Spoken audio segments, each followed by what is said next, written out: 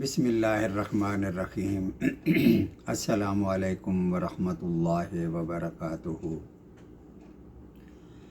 ترجمہ قرآن مجید کا سلسلہ آگے بڑھاتے ہوئے آج ہم آیت نمبر 187 سے آیت نمبر 195 تک کا ترجمہ پڑھیں گے۔ اب یہاں سے روزے کے احکام شروع ہو رہے ہیں۔ یہود کے مقابلے میں امت محمد صلی اللہ علیہ وآلہ وسلم کے ساتھ تھوڑی سی نرمی کی گئی ہے۔ یہود کا روزہ شام سے شروع ہو جاتا تھا، رات بھی روزے میں، دن بھی روزہ، اگلی شام کو روزہ کھلتا اور ساتھ ہی اگلا روزہ شروع ہو جاتا تھا۔ امت محمد صلی اللہ علیہ وآلہ وسلم کے لیے صرف دن کا روزہ تھا، رات میں روزے کی پابندی نہیں تھی۔ لیکن مسلمان بعض اوقات رات کو اپنی بیویوں سے مباشرت کرتے تو کہ روزہ نہیں ہے رات میں، لیکن پھر ضمیر ملامت کرتا کہ شاید غلط کام ہو گیا، ہمیں ایسا نہیں کرنا چاہیے تھا، کیونکہ باقاعدہ حکم نہیں تھا۔ اب یہاں باقاعدہ حکم آ رہا ہے۔ آیت نمبر 187۔ روزے کی راتوں میں اپنی بیویوں سے ملنا تمہارے لیے حلال کیا گیا ہے، وہ تمہارا لباس ہیں اور تم ان کا لباس ہو۔ یہاں بڑا باریک نقطہ ہے، جیسے جسم اور لباس کے درمیان کوئی پردہ نہیں ہوتا، لباس ہی جسم کا پردہ ہے، اسی طرح خاوند بیوی کا لباس ہے اور بیوی خاوند کا لباس، یعنی میاں بیوی کے درمیان کوئی پردہ نہیں، دونوں ایک دوسرے کی پردہ پوشی کرتے ہیں۔ تمہاری پوشیدہ خیانتوں کا اللہ تعالیٰ کو علم ہے، وہی جو روزے کی راتوں میں بیویوں سے ملتے پھر سمجھتے کہ شاید گناہ کا کام کیا ہے۔ اللہ تعالیٰ نے تمہاری توبہ قبول فرما کر درگزر فرمائی ہے۔ اب ان سے مباشرت کی اور اللہ تعالیٰ کی لکھی ہوئی چیز کو تلاش کرنے کی اجازت ہے۔ لکھی ہوئی چیز سے مراد ہے ایک تو اولاد کا حصول اور دوسرا سکون ہے۔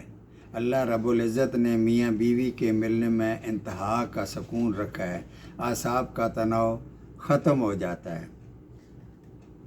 تم کھاتے رہو پیتے رہو یہاں تک کہ صبح کی سفید دھاری رات کی سیاہ دھاری سے ظاہر ہو جائے، یعنی پو پھٹنے تک۔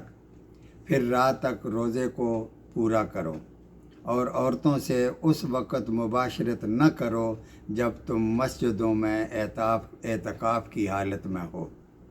یہ اللہ تعالیٰ کی حدود ہیں، تم ان کے قریب بھی نہ جاؤ۔ اسی طرح اللہ تعالیٰ اپنی آیتیں لوگوں کے لیے بیان فرماتا ہے تاکہ وہ بچیں۔ آیت نمبر 188۔ اور ایک دوسرے کا مال ناحق نہ کھایا کرو، نہ حاکموں کو رشوت پہنچا کر کسی کا مال ظلم و ستم سے اپنا نہ لیا کرو، حالانکہ تم جانتے ہو۔ اب روزے کے بعد حج اور حج کے بعد قتال یعنی جنگ کا حکم آ رہا ہے۔ اس کی ترتیب کی حکمت یہ ہے کہ روزے کہیں بھی رکھے جا سکتے ہیں اور ساری باتیں کہیں بھی کی جا سکتی ہیں، لیکن حج تو مکہ میں ہی ہو سکتا ہے، اور مکہ اس وقت مشرکین مکہ کے تسلط میں تھا، ان کے قبضے سے چھڑانے کے لیے قتال ضروری ہے۔ پہلے گھوڑوں کو روزہ رکھواتے تھے کہ اس نے جنگ میں جانا ہے، جنگ کے لیے تیار کرتے تھے اس کو۔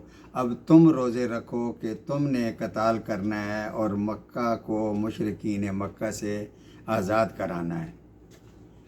حج زمانہ جاہلیت میں بھی ہوتا تھا، لیکن باقاعدہ احکام نہیں تھے، مناسک میں تبدیلیاں کی ہوئی تھیں۔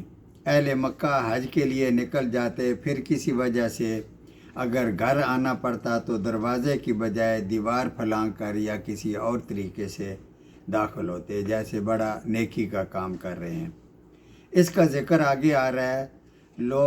آیت نمبر 99۔ لوگ آپ سے چاند کے بارے سوال کرتے ہیں کہ یہ گھٹتا بڑھتا کیوں ہے؟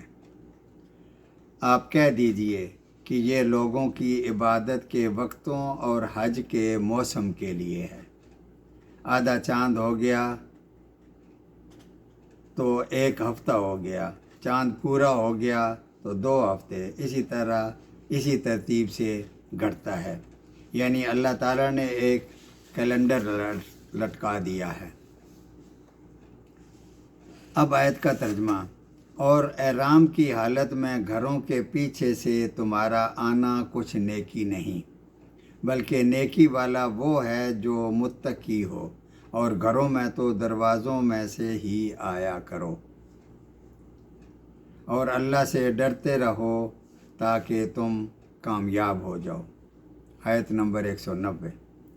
اور لڑو اللہ کی راہ میں، اب قتال کا حکم آ گیا، اور لڑو اللہ کی راہ میں ان سے جو تم سے لڑتے ہیں، اور زیادتی نہ کرو، اللہ تعالیٰ زیادتی کرنے والوں کو پسند نہیں کرتا۔ آیت نمبر 191۔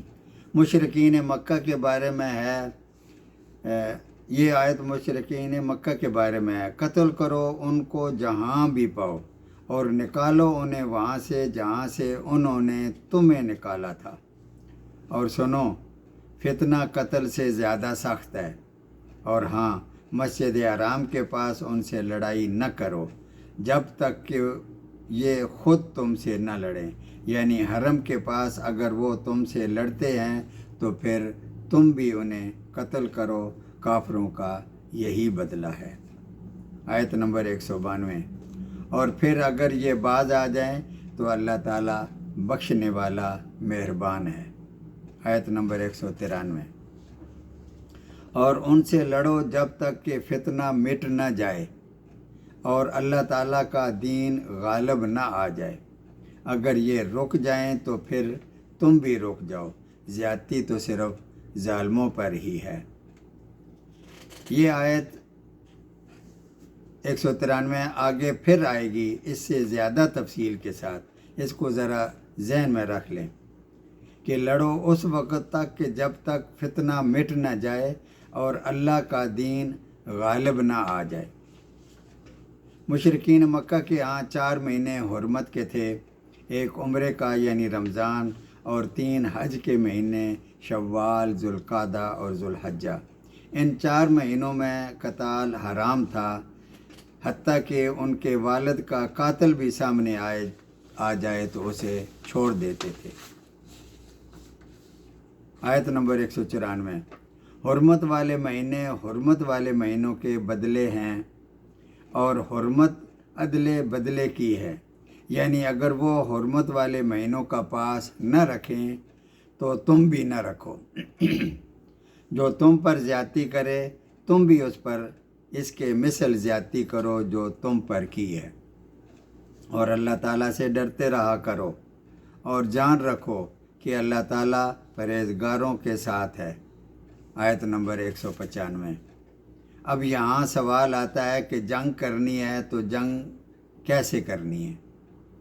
اس کے لیے جنگ کا سامان ہونا چاہیے، تلواریں، نیزے، تیر وغیرہ، گھوڑے اور اونٹ چاہیے، وہ تو ہیں نہیں۔ ان کے خریدنے کے لیے پیسہ چاہیے، تو حکم آ گیا کہ اور اللہ تعالیٰ کی راہ میں خرچ کرو، اور اپنے ہاتھوں ہلاکت میں نہ پڑو، اور سلوک اور احسان کی روش اختیار کرو، بے شک اللہ تعالیٰ احسان کرنے والوں کو دوست رکھتا ہے۔ صدق اللہ العظیم۔